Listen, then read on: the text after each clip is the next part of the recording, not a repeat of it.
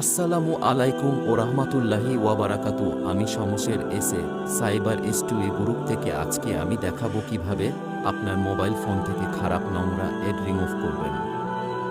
তো প্রথমত আপনি প্লে স্টোর এ যাবেন, তারপর সার্চ দিবেন ওয়ার্ড, তারপর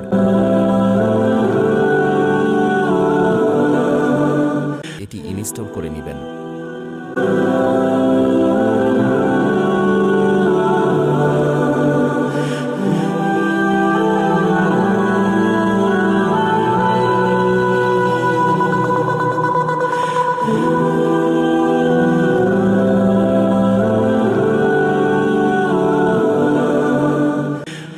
এটি ওপেন করেন, তারপর শক্তিশালী সুরক্ষা এটি সিলেক্ট করেন, পরে ডেন্সিটি কপি করেন, পরে ওপেন সেটিংয়ে ক্লিক করেন,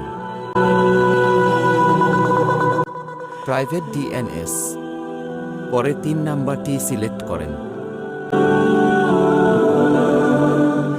পরে কপি করা লিঙ্কটি পেস্ট করে দিবেন, পরে সেভ দিবেন।